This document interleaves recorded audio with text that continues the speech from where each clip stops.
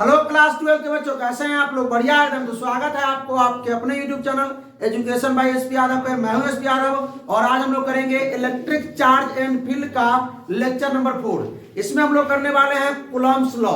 ठीक है, Coulomb's law से आधारित ऑब्जेक्टिव प्रश्न भी करेंगे और इसमें डाइलेक्ट्रिक कांस्टेंट, रिलेटिव परमिटिविटी, ठीक है, और कूलॉम्स लॉ की जो सीमाएं होती है, ठीक है, लिमिटेशन, वो भी करेंगे। ठीक है, आप लोग जैसे पता है कि अभी तक लेक्चर 1, 2 और 3 में हम लोग जो किए हैं ना, जो लेक्चर है उसका उस पर आधारित क्या है, ऑब्जेक्टिव क्वेश्चन आता है। तो इसमें भी ऑब्जेक्टिव क्वेश्चन है। ठीक है, तो चलिए भाई स्टार्ट करते हैं। हम लोग क्या पढ़ने वाले आज?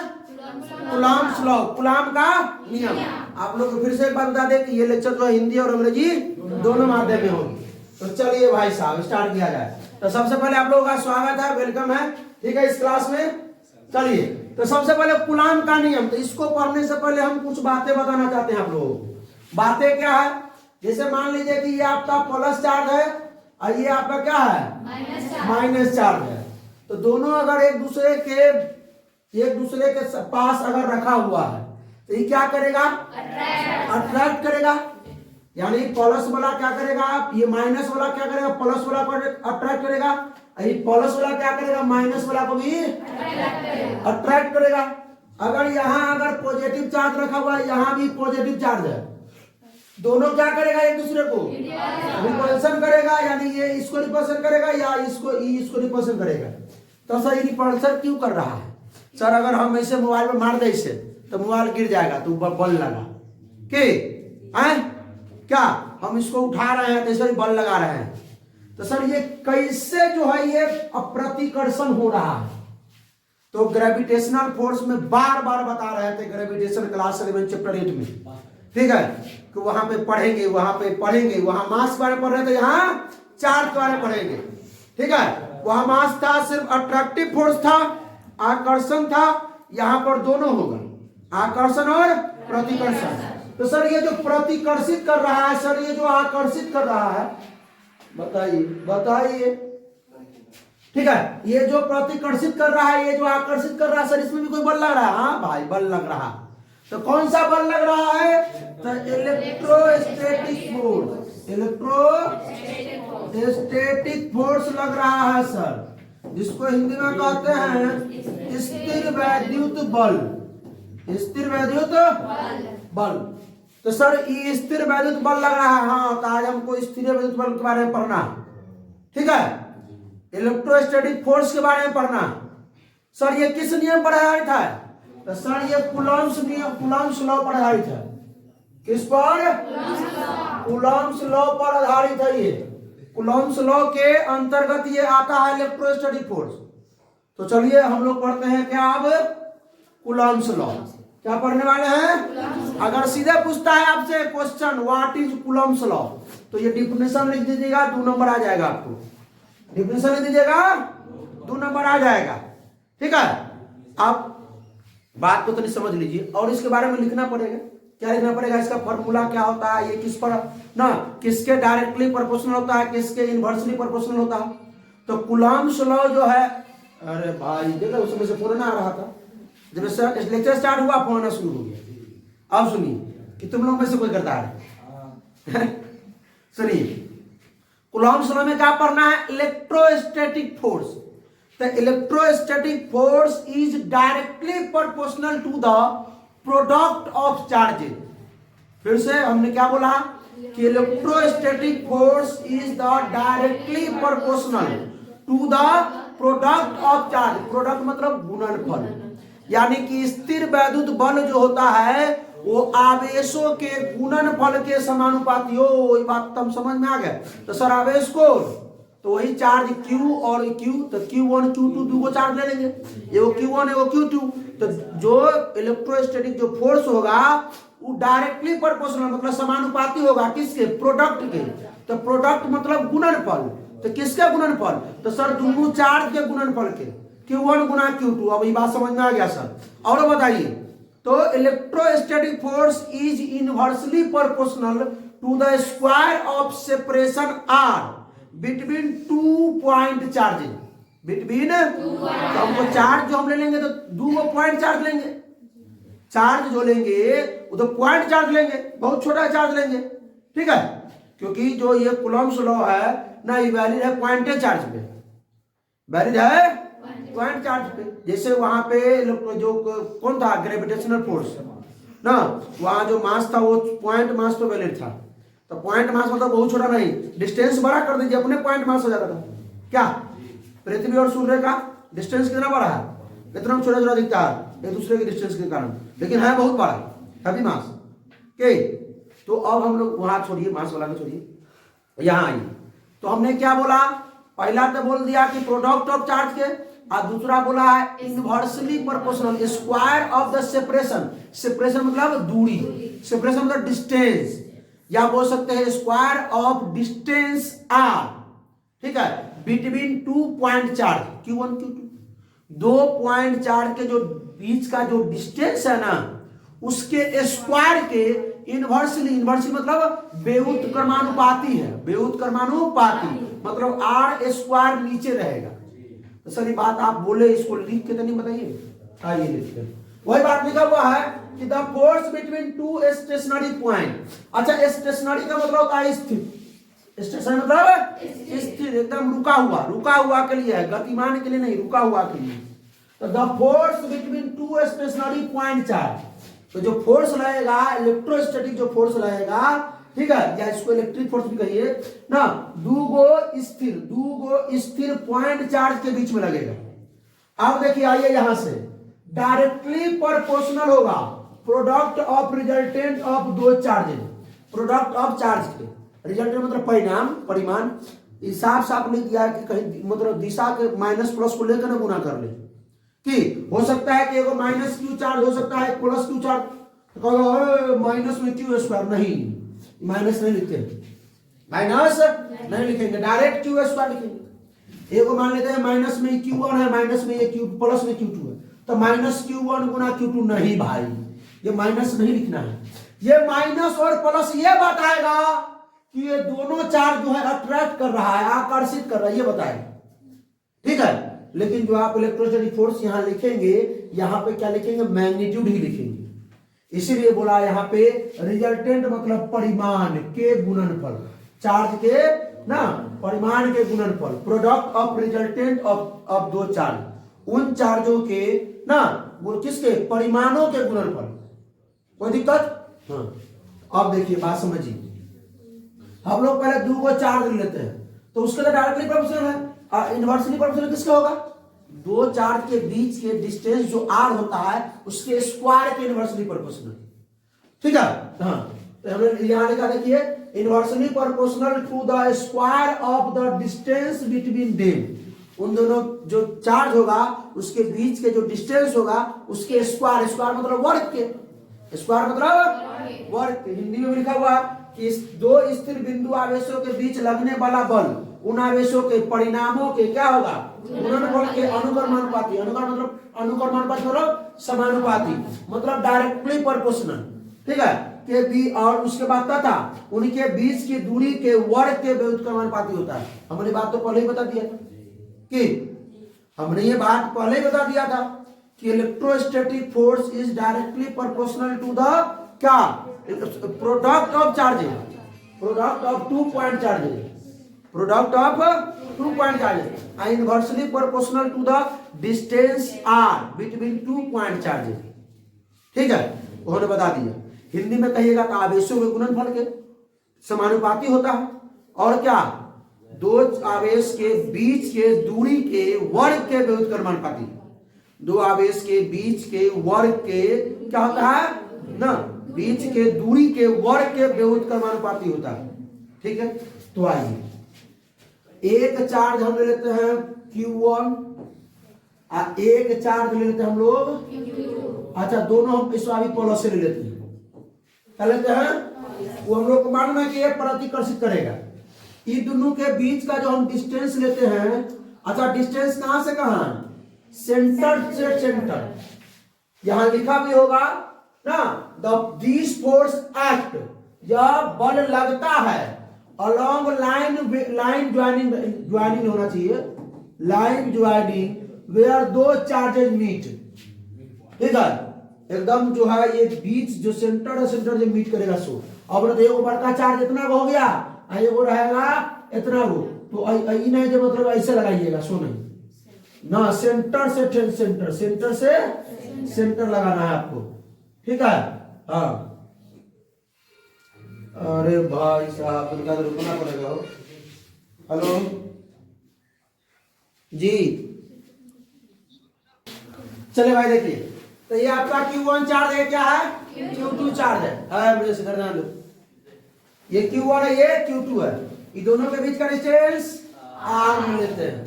तो हमने सबसे पहले क्या बोला कि जो इलेक्ट्रोस्टैटिक जो फोर्स है वो डायरेक्टली प्रोपोर्शनल किसके है, सुनिए, अगर आपको अगर ये नहीं आपको लगता है कि ये समझ में नहीं आ रहा है तो हम बताएंगे आपको क्या लिखना है, वो लिख दीजिएगा, ठीक है। इतना अगर बड़ा लग रहा है तो इसी को तोड़ के हम दो भागों में लिखेंगे, उसको लिख लीजिएगा। तो इलेक्ट्रोस्टैटिक फोर्स जो है वो डायरेक्टली प्रोपोर्शनल है ना product of 2 point charges, product of 2 point charges. तो 2 पॉइंट चार्ज हमने Q1 Q2 ले लिया, तो Q1 गुना में Q2, पहला बात हो गया। दूसरा बात हमने क्या बोला कि जो इलेक्ट्रोस्टैटिक जो फोर्स है ना वो है इनवर्सली प्रोपोर्शनल। इनवर्सली मतलब ऊपर तो एक रहेगा ही, अब वो आएगा जो भी बोलेंगे वो नीचे आएगा। इनवर्सली मतलब क्या होता है, बेउत क्रमानुपाती, समानुपाती मतलब डायरेक्ट, समानुपाती मतलब अब बेउत क्रमानुपाती मतलब नीचे होगा वो। तो हमने क्या बोला कि जो इलेक्ट्रोस्टैटिक फोर्स है वो इनवर्सली प्रोपोर्शनल है, बेउत क्रमानुपाती है किसके ना, distance of 2 square of distance of 2 point charge, square of distance of 2 point charge, यानी कि दो बिंदु आवेश के बीच के दूरी के वर्ग के, दो बिंदु आवेश के बीच के दूरी इसका वर्ग के ना, यही ना बात। तो इसका वर्ग कर देंगे तो R स्क्वायर हो जाएगा। अब बेउत अगर डायरेक्टली प्रोपोर्शनल कहता तो ये R स्क्वायर ऊपर जाता, लेकिन बोला है इनवर्सली प्रोपोर्शनल, बेउत क्रमानुपाती मतलब नीचे, मतलब अगर डिस्टेंस बढ़ेगा ना तो फोर्स कमेगा, अगर हम चार्ज को बढ़ाते हैं तो फोर्स भी बढ़ेगा, चार्ज को बढ़ाते हैं चार्ज कमाते तो फोर्स बढ़ेगा, यहाँ डिस्टेंस बढ़ाएंगे तो फोर्स कमेगा, कोई दिक्कत नहीं ना। अब ये दोनों को अगर कंबाइंड करे, दोनों को मिला दे, ठीक है, आइए दोनों को मिलाते हैं, तब एक इलेक्ट्रो देखिए, अब F E के जगह डायरेक्ट F भी लिख सकते हैं, कोई दिक्कत नहीं, ठीक है। हाँ डाइलेक्ट्रिक कांस्टेंट, अब तनी सुन, आप यहाँ देखिए डाइलेक्ट्रिक कांस्टेंट वाला चीज के पहले यहाँ देखिए, तो यहाँ पे F E के जगह पर डायरेक्ट आप F भी लिख सकते हो, कोई दिक्कत नहीं। डायरेक्टली प्रोपोर्शनल दोनों गुना में है तो ऊपर चला जाएगा, Q1 गुना Q2 अब बटा में R स्क्वायर। ये कलर दिख रहा है कैमरा में, देखिए देख रहा है। चलिए अब कहिएगा सर हमको तो ये बात मालूम था पहले से, आए डायरेक्टली प्रोपोर्शनल आ गया, अब इसको हटाएंगे, एगो तो कांस्टेंट टर्म आएगा, एगो नियत पद आएगा यहाँ पे, ठीक है। तो वो नियत पद क्या होगा तने सुन लीजिए, एक इलेक्ट्रोस्टैटिक फोर्स या स्थिर वैद्युत बल बराबर, जब बराबर ये प्रोपोर्शनल से बराबर में कर दो तो एक कांस्टेंट आता है, इसको बोलते हैं K। अब यहाँ आ जाएगा Q1 Q2 बटा में R स्क्वायर। अब देखिए ये चीज हो गया। अब आपको 2 नंबर में पूछेगा कि व्हाट इज, क्या है व्हाट इज कूलम्ब्स लॉ, ये डिफिनीशन लिख दीजिएगा, और ये 2 चार्ज बना करके ई नहीं लिखना है, ये नहीं, ये छोड़ दीजिए, ये नहीं लिखना, ये हम पढ़ाए आपको, डायरेक्ट ही लिख दीजिए। 2 नंबर पूछे तो, लेकिन अभी तो आपको ये सब लिखना पड़ेगा, ठीक है। हाँ मिटा दिए होंगे तो बच्चा सब मास्टर साहब मिटा दिए इसको। 2 नंबर में फार्मूला, पहले ही जो इस आपका डिफिनीशन और ये फार्मूला, बस इसको नहीं लिखना है, ठीक है, समझे। अब कहिएगा सर इसको तो नहीं छोटा कर दीजिए, ठीक, आइए लिखते हैं इसको छोटा कर, इसी में लिख देते हैं कि चलिए, electrostatic force is directly proportional to the product of 2 point charges. 2 point charges. अब हिंदी में लिखेंगे, पहले इसको लिख लेते हैं, हिंदी में लिखेंगे, ठीक है। यानी कि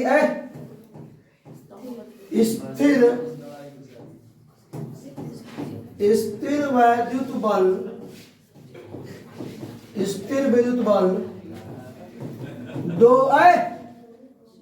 दो बिंदु आवेशों के गुणनफल के क्या होता है? समानुपाती होता है। जैसे इलेक्ट्रोस्टैटिक फोर्स डायरेक्टली बोलते कितना? Q1 गुना बस। दूसरा बात कि electrostatic force is inversely proportional to the square of distance r between 2 point charges। ठीक है, तो ये लिखिएगा इलेक्ट्रोस्टैटिक फोर्स, हिंदी में लिखते हैं। अच्छा, इसको घसका देते हैं, हो जाएगा। इसमें है घसकाने वाला सिस्टम।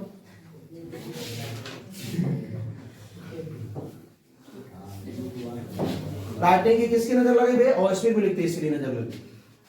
यानी हिंदी में लिखेंगे स्थिर वैद्युत बल दो बिंदु आवेशों के वर्ग के दो आवेशों के बीच की दूरी के दो आवेशों के बीच की दूरी के वर्ग के क्या होता है? व्युत क्रमानुपाती होता है। ठीक है, तो ई लिख देंगे एफ ई डायरेक्टली प्रोपोर्शनल ना 1/। अब दोनों को कंबाइन करेंगे, जनबे करते हैं। अब आपको ई अगर बुझा रहा है ई और ई लिखना, तो ई लिख लीजिए, और ई लिखना बुझा रहा ना, दोनों लिखना होगा। हिंदी वाले को हिंदी में, इंग्लिश वाले को इंग्लिश में। अब तो अभी दोनों को क्या करेंगे? कंबाइन करेंगे। ठीक है, नहीं तो आपको बुझा रहा है, अगर ये आपको अगर मालूम चल रही है, अगर हो जाती क्या बात समझ में आया क्या? अब हम इसके बारे में तनका बात करेंगे, इसके बारे में तनका हम बतियाएंगे। तनी आइए बतियाते हैं। हमने क्या लिखा? एफ डॉट एफ लिखते चलिए, के Q1 Q2 बटा R। अच्छा सुनिए, मालूम हो गया सबको? कूलॉम्स लॉ यानी इलेक्ट्रोस्टैटिक फोर्स किसके समानुपाती होता है? दो आवेशों के गुणनफल के, प्रोडक्ट ऑफ 2 चार्ज के। डायरेक्ट बोलिए ना सर, ऐसे बोलिए ना कि electrostatic force directly proportional to product of 2 point charge, दो बिंदु आवेश के गुणनफल के समानुपाती। क्या सर बोलिए ना कि electrostatic force inversely proportional square of the distance between 2 point charge, square of the distance between 2 point charge ना। हिंदी वाले बोलेंगे स्थिर वैद्युत बल जो है अनुक्रमानुपाती होता है किसके? दो बिंदु आवेशों के बीच की दूरी के वर्ग के। दो बिंदु आवेशों के बीच की दूरी के वर्ग के व्युत्क्रमानुपाती होता है, ऐसे लिख देंगे। ठीक है, कोई दिक्कत? अब आइए, ये तो हो गया आपका फॉर्मूला। ठीक है, एक जानते हैं इलेक्ट्रोस्टैटिक फोर्स, ये Q1 और Q2 क्या है? आपका चार्ज है। R क्या है?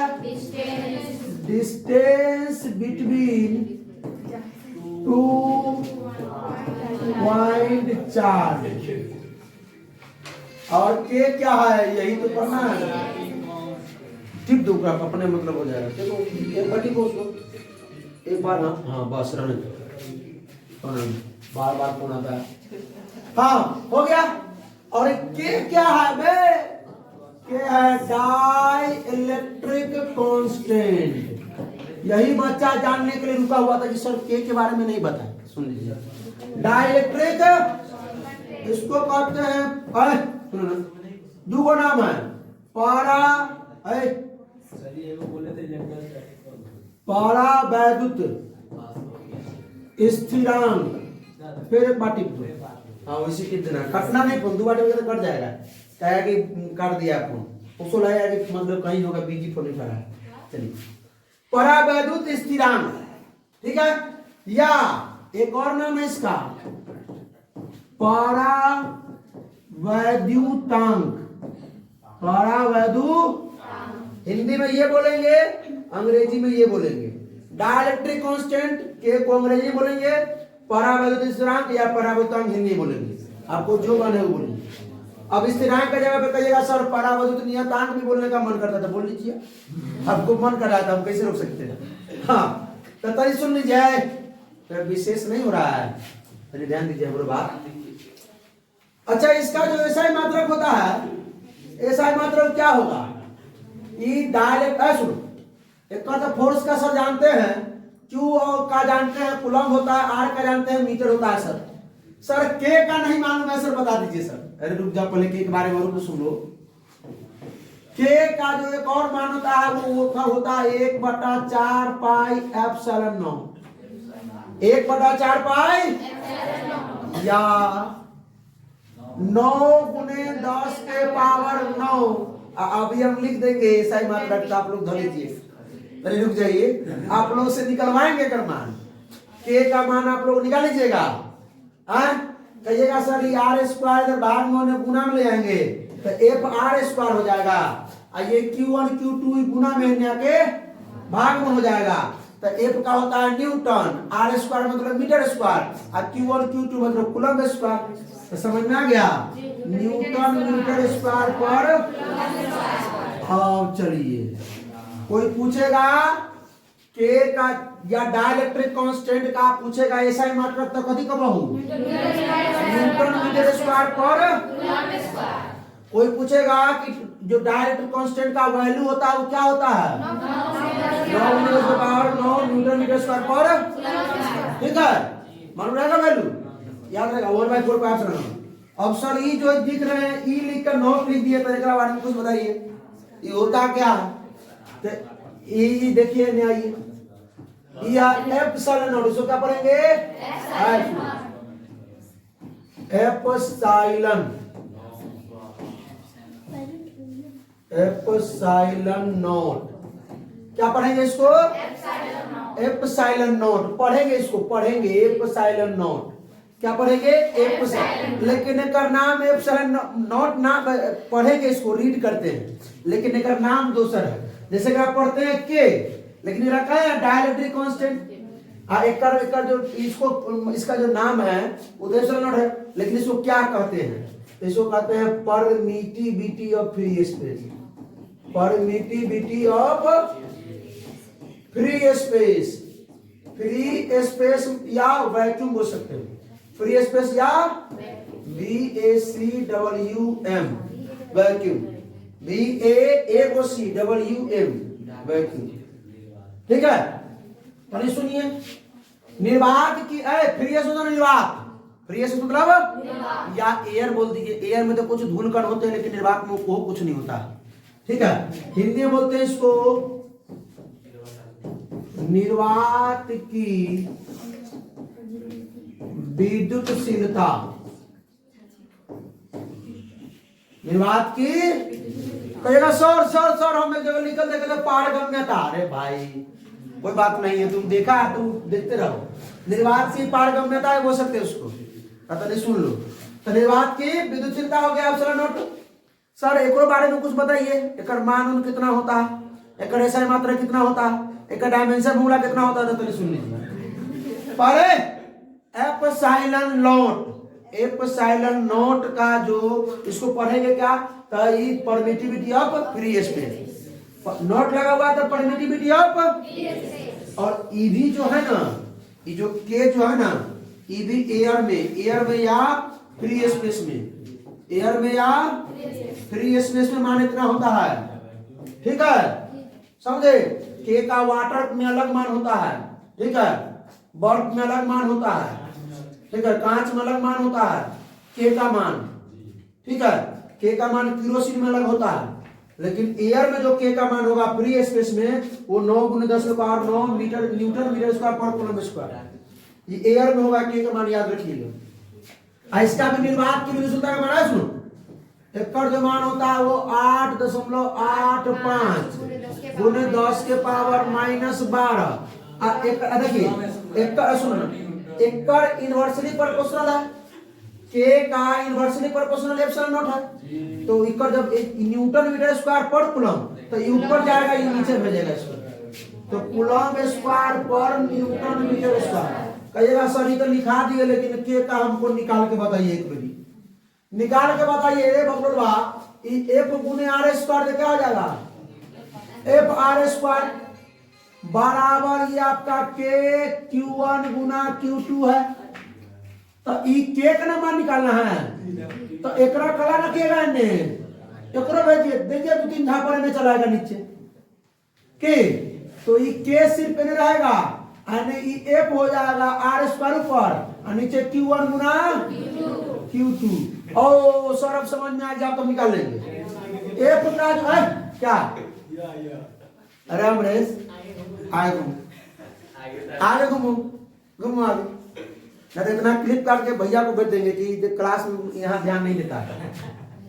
अच्छा स्कूल में जाके पढ़ाए तो वहां पढ़ ले था, इसीलिए डिस्टर्ब हो रहा है इधर उधर। चलिए हाँ चलो, अरे वो फोर्स का क्या होता है, न्यूटन। आर स्क्वायर, आर है डिस्टेंस का या दूरी का ऐसा मात्रक मीटर, तो मीटर स्क्वायर हो जाएगा। और नीचे में आ जाइए, क्यू का होता है कूलम, और कूलम तो कूलम स्क्वायर, तो न्यूटन मीटर स्क्वायर बटा में, तो निकालने के लिए क्या होगा, तो निकाल लीजिएगा। अच्छा इसका डायमेंशन होगा, निकाल लीजिएगा। हाँ तो ठीक है, देखते हैं कुछ सबको आता है सब। तो ये बात मालूम हो गया क्या, ये बात मालूम हो गया सबको, इसके बारे में पता चल गया। कूलम्स लॉ के बारे में देखिए, हम स्लो बता रहे हैं, डायरेक्ट चाहते तो डायरेक्ट खाली ये डिफिनेशन लिखते ये और ये लिखते। अब बहुत लोग कहेंगे सर लिख के लाते हैं जल्दी हो जाता है, लिख के लाए दोबारा तो हम लिखिए दिए हैं, और लिख के लाए इसको देखने से पहले तो हम आपको बता दिए थे, पूरा बोल दिए थे कि इससे असर वगैरह बता ही दिया आपको क्या, चलिए क्या, तो ये बात समझिए, एक बराबर Q1 के Q1 Q2 और आर स्क्वायर याद रहेगा। फोर्स का ऐसा मतलब पूछे, डायरेक्ट बोलिएगा न्यूटन, डायरेक्ट बोलिएगा न्यूटन। के का ऐसा मतलब न्यूटन मीटर स्क्वायर पर कूलम स्क्वायर, याद रहेगा आप लोग को, याद रहेगा, याद कर लीजिएगा, ठीक है। के का मान ऐसा मतलब न्यूटन मीटर स्क्वायर पर कूलम स्क्वायर, के का मान 1/4πε बोलिए या 9 × सवाल जब बोलेंगे ना, सवाल जब करेंगे, अभी सवाल लाए हैं एनसीईआरटी का 2 सवाल, हाँ 2 आपके एनसीईआरटी फिजिक्स के एक्सरसाइज का एनसीईआरटी का, किताब भैया यहाँ तक किताब निकल लीजिए। वो लोग को आने दीजिए, एग्जाम देकर किताब से मंगवाते हैं ना, देते हैं किताब से। चलिए अरे बात आया समझ में, अरे पहले सुनो हमारी बात, ये पीछे वाला सब पीछे करें, क्या ऐसी दिक्कत है, बोलो पीछे। तो अब इसका हम लोग क्या निकालते हैं, डायमेंशन फॉर्मूला, क्या निकालते हैं, आइए एओ का निकाल लेते हैं, एओ का हम लेंगे तो हो जाएगा, डायमेंशनल फॉर्मूला पूछा है एग्जाम में, इसलिए बता रहे हैं, एग्जाम में ऑब्जेक्टिव में पूछता है, इसको बोलते हैं बीमीय सूत्र। क्या बोलते हैं, बीमीय सूत्र। के का फॉर्मूला सुनिए, ऐसा ही मतलब याद है तो ऐसा मात्रा से निकाल सकते हैं, फार्मूला याद है फार्मूला से निकाल सकते हैं। इसका मतलब क्या होता है, न्यूटन मीटर स्क्वायर बटा में न्यूटन फोर्स का डायमेंशन फॉर्मूला। रुक जाओ सबको बोले तो खड़ा होगी, क्या होता है, तेरे जोर से बोलना है, सुनाई देना चाहिए। अगले मास इंडेक्स, तुमसे फॉर्मूला पूछे, कभी पूछे, डायमेंशन बोला, बोलो MLT के पावर स्क्वायर, MLT के पावर स्क्वायर, सही है रे? नहीं, गलत है। तनी जोर से बोलो ना, श्वेता है, श्वेता भाई, सब देखेगा तो कहेगा श्वेता को अभी तक फोर्स का डायमेंशन होना याद है। तुम बताओ, क्या तुम्हें बता निक्की? हाँ तो हम बताइयो, हम ना बताबो तो ना बता बता, तू बता कि नहीं, बोलो। हाँ, MLT के पावर -2, ठीक है। न्यूटन का होता है MLT के पावर -2, ये तो हो गया। फोर्स का होता है, वर्क का कहेगा तो L स्क्वायर T के पावर -2, सुनो रे। और मीटर स्क्वायर है तो मीटर मतलब दूरी, डिस्टेंस का नाम है सब बोला L, तो L स्क्वायर क्या हो जाएगा?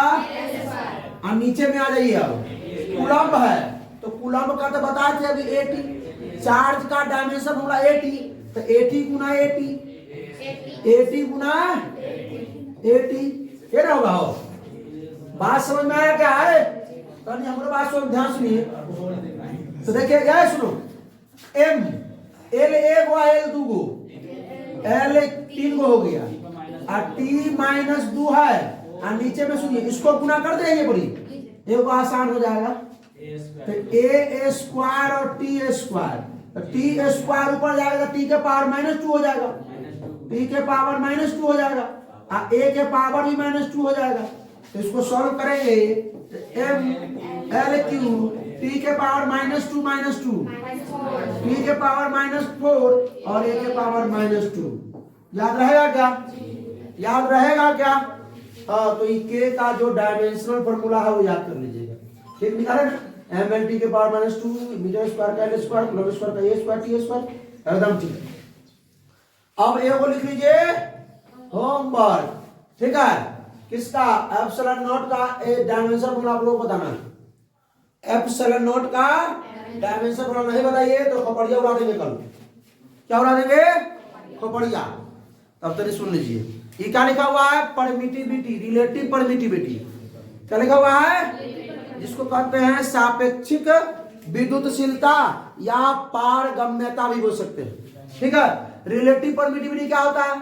तो relative permittivity is defined as, या डिफाइन किया गया ratio of the permittivity of medium अब बटा में परमिटिविटी ऑफ फ्री स्पेस, ठीक है। बात समझे?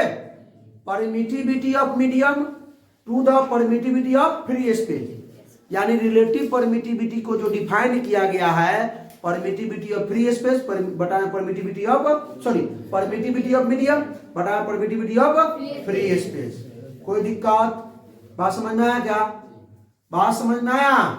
अब आइए, तो relative permittivity is defined as the ratio of the permittivity of medium, किसी माध्यम में विद्युतशीलता, किसी माध्यम की विद्युतशीलता और परमिटिविटी ऑफ वैक्यूम, किसी माध्यम नहीं, फिर निर्वात की विद्युतशीलता, निर्वात की। तो परमिटिविटी ऑफ फ्री स्पेस को हम लोग ER से नोट करते हैं, सॉरी रिलेटिव परमिटिविटी को, किसको?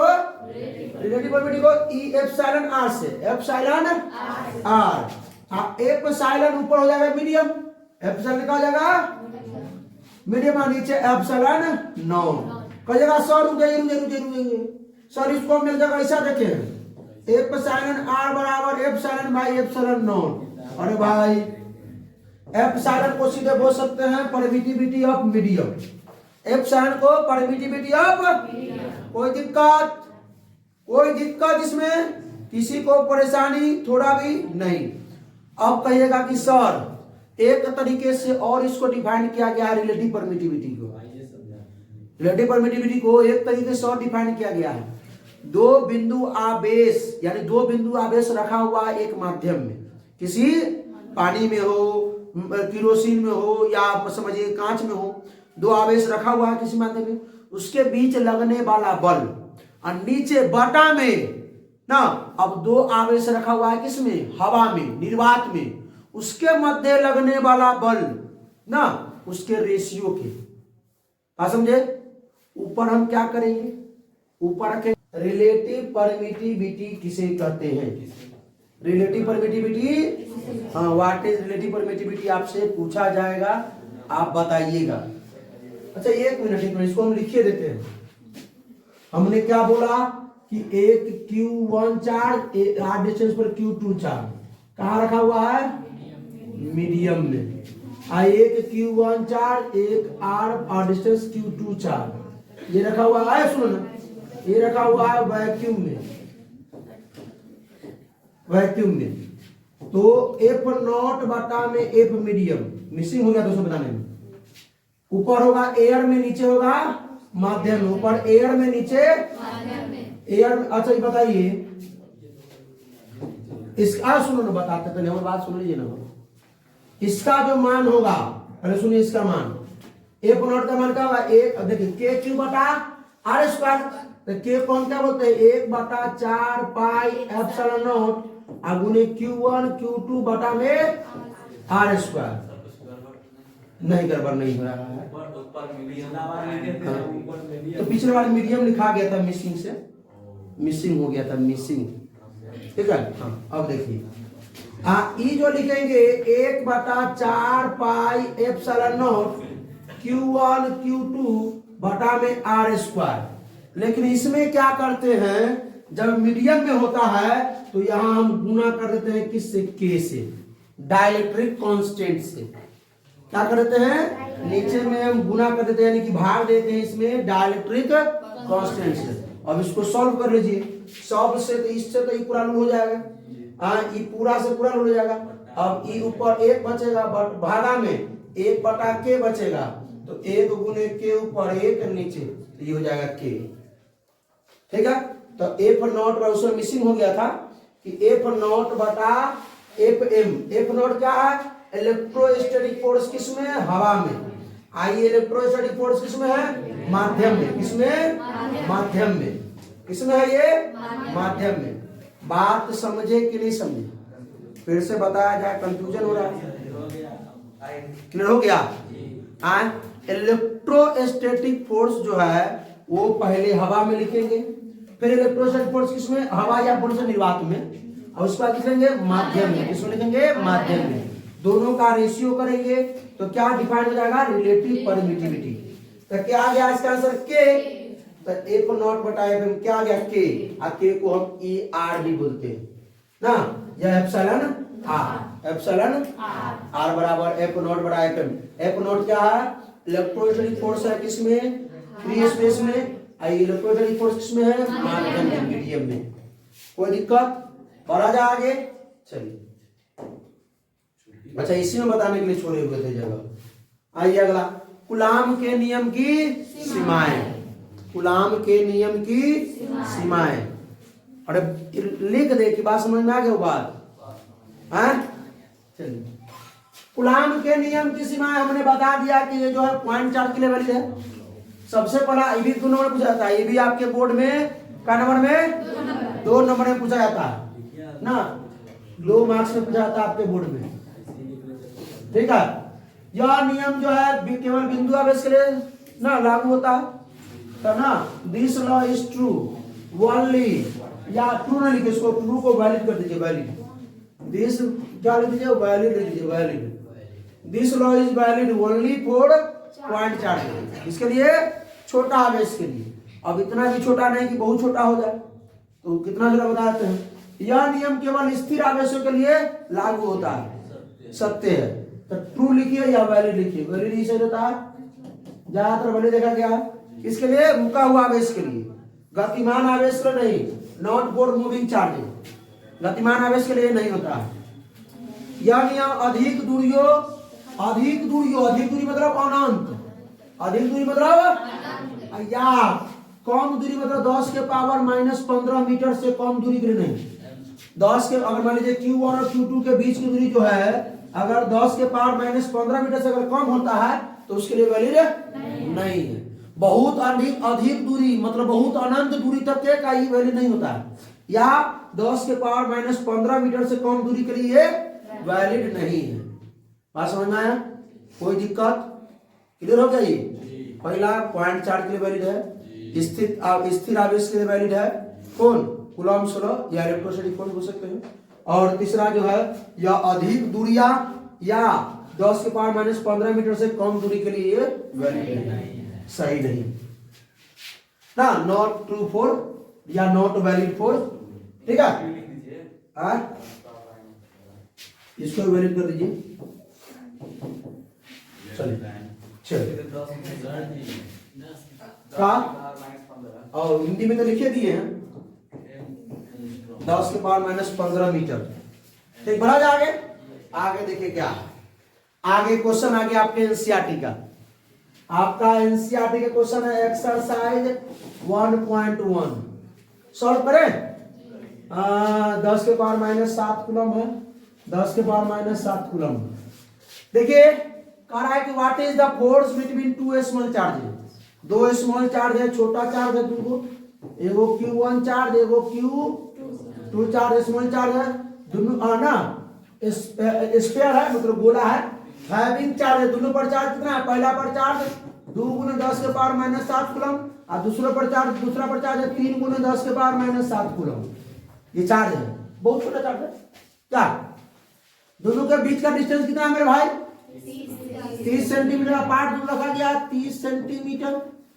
तो बताया गया है कि भाई ना व्हाट इज द फोर्स, दोनों के बीच का फोर्स कितना लगता है, वही इलेक्ट्रोस्टैटिक फोर्स। ये तो मालूम है ये आपको कि अगर ये प्लस है, ये भी प्लस है, ये भी तो रिपल्सन करेगा, वो तो मालूम है ये। क्या साइन नहीं लिखना इसमें, साइन इसमें इलेक्ट्रोस्टैटिक फोर्स में साइन नहीं लिखते हैं, बताते हैं कि बाद में रिपल्सन क्या है, अट्रैक्शन क्या है, ये बताते हैं। ठीक, चलो देखिए तो ध्यान दीजिए। तो हम लोग क्या लिखेंगे, सबसे पहले हम लोग लिखेंगे Q1 का मान 2 गुने 10 के पावर माइनस 7 कूलम, Q2 का मान क्या दिया 3 गुने 10 के पावर माइनस 7 कूलम। और जो डिस्टेंस है वो 30, अरे जो डिस्टेंस है उसको 30 सेंटीमीटर लिखेंगे, ठीक रहेगा। नहीं मीटर में लाइए, ऐसा यूनिट में जो R का मान होगा वो 30 बटा में 100 मीटर। सेंटीमीटर को मीटर बदलेंगे तो ये हो जाएगा आपका एगो से एगो तो 0.3 मीटर हो गया। अब सॉल्व कीजिए, लगाइए फॉर्मूला था ना, के Q1 Q2 बटा में के का मान जानवे करते हैं 9 गुने 10 के पावर 9, Q1 का मान मालूम है 2 गुने 10 के पावर माइनस 7 और Q2 का मान 3 गुने 10 के पावर माइनस 7 और बटा में R स्क्वायर 0.3 गुने 0.3। ऐसा कीजिए, दशमलव उड़ाइए, एगो शून्य ऊपर दीजिए, उड़ाइए एगो और शून्य ऊपर दे दीजिए, ठीक है, कोई दिक्कत। और पहले 9 को 3 तिहाई 9 से उड़ा दीजिए। अब आइए 2 तिहाई 6, ये 2 और 3 2 तिहाई। अब 10 के पावर 9 अब गुने 10 के पावर माइनस 7 अब गुने 10 के पावर माइनस 7 आई 10 के पावर 2 तो 9 2 प्लस में 11 आई माइनस 14 तो 6 गुने 10 के पावर माइनस का 3, यह हो जाएगा न्यूटन, क्योंकि फोर्स ना है। कोई दिक्कत बस समझना। तो तनी हमरो बात ध्यान दीजिएगा, एक आंसर आप लोगों को कमेंट करना है। कहा अभी बना दे, हम मजाक चला है। क्या electrostatic force on a small sphere of charges इतना कूलम, अनदर स्फीयर जो है इतना कूलम। एक वो है आपका चार्ज Q1 0.4 माइक्रो कूलम है और Q2 जो है आपको माइनस 0.8 माइक्रो कूलम है। एक वो है आपका Q1 जो है वो है 0.4 माइक्रो कूलम। तो माइक्रो को अगर हम बदलेंगे कूलम में तो 10 के पावर माइनस 6 कर देंगे, 10 के पावर हाँ। एगो आपका Q2 जो चार्ज है वो minus 0.8 micro coulomb. Micrometre millimetre पढ़े थे, नैनोमीटर पिकोमीटर, पिकोमीटर मतलब 10 के पावर माइनस 12 मीटर, नैनोमीटर मतलब 10 के पावर माइनस 9 मीटर, मिलीमीटर मतलब 10 के पावर माइनस 3 मीटर। बता देते सब में बुखार लगा देंगे, डायरेक्ट बिना पिटाई नहीं किए बुखार लगा देंगे। 11 में मिलीमीटर, पिकोमीटर, माइक्रोमीटर का सवाल भी आया था, अब ऑब्जेक्टिव के क्वेश्चन में भी है। वो हम शॉर्ट वीडियो बना के डाले भी हुए, जो टेस्ट लिए हुए उसका माइक्रोमीटर का कैसे बता था, नैनोमीटर का कहता है कि झूठ बोलता है तो मतलब हम तो वेबसाइट पर है, तो नेट पर डिलीट नहीं हुआ, उसको भी दिखा देंगे। चल देख भाई यहाँ ध्यान दे, तो माइक्रो क्या करेंगे 10 के पावर माइनस 6 कूलम, ये रहने दीजिएगा। इसके बीच का दूरी हमको नहीं दिया है मेरे भाई, इसके बीच का जो बल लग रहा है वो दिया है, इसमें बल का मान दिया है 0.2 न्यूटन, बल दे दिया है। एफ का मान दिया है, डिस्टेंस आपको निकालना है। पहला क्वेश्चन में कह रहा है, एक नंबर क्वेश्चन में क्या कर रहा है कि what is the distance between two sphere, दोनों के बीच का डिस्टेंस क्या निकल जाएगा आराम से। दूसरा क्या कह रहा है कि what is the force on the second sphere due to first sphere, इस पर सेकेंड स्फीयर पर पहला स्फीयर के कारण कौन सा बल लगेगा, तो सुन लीजिए। जब दूसरा पर पहला के कारण कौन सा बल लगेगा, तो रिपल्सिव क्या अट्रैक्टिव, रिपल्सन, क्योंकि Q1 इसको अट्रैक्शन माइनस इसको खींचेगा IB, तो दोनों के बीच अट्रैक्शन फोर्स रहेगा। और सुनो Q1 पर कितना रहेगा, सुनिए, दोनों के बीच है, दोनों के बीच कितना बल लग रहा है 0.2 न्यूटन, तो जितना ये जो Q1 Q2 को खींचेगा 0.2 से, उसकी तरफ Q2 जो है Q1 को खींचेगा उतना ही बल से, जितना बल से Q1 Q2 को खींचेगा उतना ही Q2 जो है Q1 को खींचेगा। तो वही बात है, जो बल लगेगा कितना रहेगा 0.2 न्यूटन आएगा, तो पहले से दिया हुआ है। क्या कोई दिक्कत नहीं ना, बात समझ में आया। ये क्वेश्चन बन जाएगा ना आप लोगों से, करके लाइएगा घर से, आप लोग भी कर लीजिएगा, ठीक है। डिस्टेंस हाँ जी नहीं कीजिए, कॉपी चेक करेंगे तो बुखार लगा रहेगा। आइए ऑब्जेक्टिव करते हैं, क्या करते हैं ऑब्जेक्टिव, कौन बताएगा, हम बताएंगे, बुखार लगा रहे हैं, क्या उससे पूछ रही है, value of epsilon not, epsilon का मान क्या होगा इस बताओ, कोई नहीं बोलेगा रे एप्सिलॉन, फिर फट्टा निकाल के डी बोलेगी, 9.10 के पावर 9 कहाँ थी तुम क्लास में, तो नानी का ध्यान रखो, नानी कौन है 8.5 × 10 के पावर -12 न्यूटन मीटर स्क्वायर पर कूलम से। बैठ, सोटा आते तो सोटा के सोटा रह जाएगा, तो बता लड़की पढ़िए ना अभी, एप्सिलॉन नॉट का मान क्या होगा इसमें से 8.85 × 10 के पावर -12 कूलम नहीं, ये होगा क्लियर है, क्लास में ध्यान नहीं तो सके, बैठो बैठो, तू बता नंदनी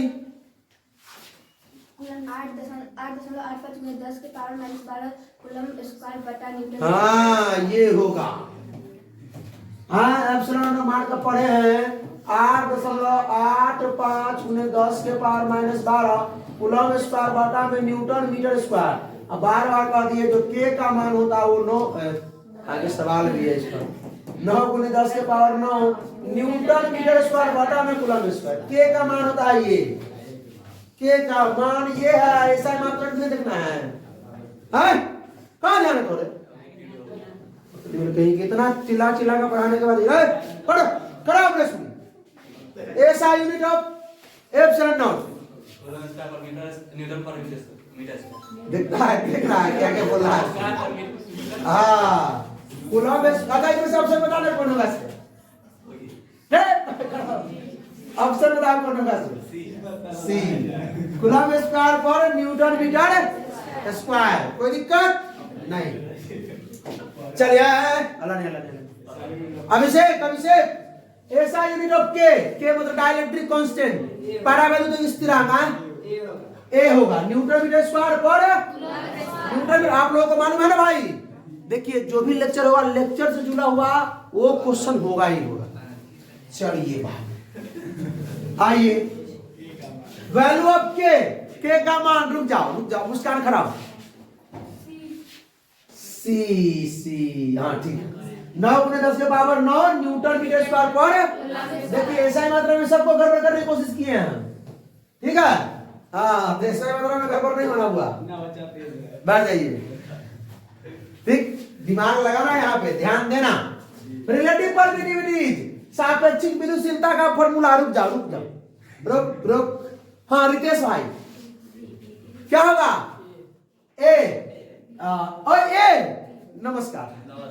नमस्कार रे बकलवा, एप्सिलॉन मीडियम बटा एप्सिलॉन नॉट होता है, तो बी होगा बी। कहिएगा सर आप तो यो बताए थे एप्सिलॉन बाई एप्सिलॉन नॉट। हाँ, फोर्स में हो जाएगा ऊपर ए और नीचे मीडियम। फोर्स में ऊपर ए और नीचे हाँ एप्सिलॉन और ये भी लिख सकते हैं एफ नॉट बटा एफ मीडियम फोर्स में। इसको के भी बोलते हैं, के बराबर एफ नॉट बटा एफ मीडियम। चलिए डायमेंशन फॉर्मूला के कमेंट करने का क्या करना है, हमने बता दिया है, इसको कमेंट कीजिएगा। डायमेंशन फॉर्मूला के आप लोग भी कमेंट कीजिए भाई, ऐसे काम न चलिए, ठीक है। आइए dimension formula of epsilon not, ये भी कमेंट, ये भी क्या करना है। अगर नहीं कमेंट किया तो कल बुखार नहीं लगाएंगे, सर्दी लगाएंगे जरूर, तो कॉपी बना के लगाना। हाँ, electrostatic force is directly proportional to the, किसके बराबर, डायरेक्टली प्रोपोर्शनल हमने लिखा है, ठीक है। तो किसके बराबर होगा, 1/r²। पहले बात को सुनिए, कहेगा सर आपने तो बताया था इनवर्सली प्रोपोर्शनल, तो हमने इनवर्सली प्रोपोर्शनल r² का बताया था। ये एफ जो है डायरेक्टली प्रोपोर्शनल 1/r² के, डायरेक्टली प्रोपोर्शनल 1/r² के, इनवर्सली प्रोपोर्शनल r² के। समझ में आया? और कई सर बार तो बताए थे product of charge Q1 into Q2। हमारा मन था हम दूसरा क्वेश्चन पूछे आप लोगों से कि चलिए डायरेक्टली प्रोपोर्शनल इनवर्सली प्रोपोर्शनल समझ में आ गया। अगला सवाल, total charge on a system, जो कुल संख्या पर कुल जो आइटम होती है होता है, इस पर जो कुल आवेश वो निश्चित रहता है, और निश्चित रहता है, क्या रहता है निश्चित, मतलब क्या होता है कंजर्व रहता है, कंजर्वेशन ऑफ चार्ज क्या रहता है। हाँ तो कहे ना कि पीछे से भी क्वेश्चन सब लाएंगे, टेंशन मत लो, ये आज के लेक्चर का नहीं है, पीछे का क्वेश्चन सब है, लेक्चर 1-2 का क्वेश्चन है। Number of proton situated on in a nucleus is known, nucleus के अंदर जो नाभिक के अंदर जो प्रोटॉन जो होते हैं स्थित होते हैं उस कहे जाते हैं। तो नंबर ऑफ न्यूट्रॉन, न्यूट्रॉनों की संख्या या परमाणु संख्या या दोनों, नहीं न्यूट्रॉनों की संख्या नहीं, क्या होगा परमाणु संख्या। प्रोटॉन के नाभिक के अंदर जो होगा, ठीक है, उसको परमाणु संख्या कहेंगे। नाभिक के अंदर क्या होते हैं, नाभिक के अंदर प्रोटॉन होते हैं और न्यूट्रॉन होते हैं। तो प्रोटॉनों की संख्या आप क्या कहेंगे, नाभिक के अंदर न्यूट्रॉनों की संख्या ना पूछे हम क्या पूछेंगे, नाभिक के अंदर जो प्रोटॉन की संख्या होगा वो परमाणु संख्या, क्योंकि जितना परमाणु संख्या होता है उतना ही प्रोटॉन की संख्या होता है ना। लेकिन इलेक्ट्रॉन की संख्या कभी कभी बदलता है, जब उस पर चार्ज आता है तो इलेक्ट्रॉन बदलता है। कि नाभिक के अंदर क्या क्या होता है, प्रोटॉन और न्यूट्रॉन। आप कक्षा में क्या होता है, सेल में इलेक्ट्रॉन। आइए आज का लास्ट सवाल करते हैं। लास्ट सवाल क्या है, the nucleus of an atom formed is ना, यानी कि परमाणु का जो नाभिक होता है वो बना होता है, किससे बना होता है, प्रोटॉन और न्यूट्रॉन से। प्रोटॉन और इलेक्ट्रॉन से, न्यूट्रॉन से, प्रोटॉन और, चलिए भाई साहब, तो बहुत बहुत धन्यवाद। मजा आया है आप लोगों को कि नहीं, मजा आया तो क्या कीजिए, स्प्राइट नहीं मंगाइए, शेयर कीजिए वीडियो को, ठीक है, अपने दोस्तों के साथ शेयर कीजिए, कोई प्रॉब्लम तो कमेंट कीजिए। फिर मिलते हैं इसके अगले लेक्चर में, तो हंसते रहिए, मुस्कुराते रहिए, पढ़ाई करते रहिए, रिवीजन करते रहिए, ठीक है। All the very best.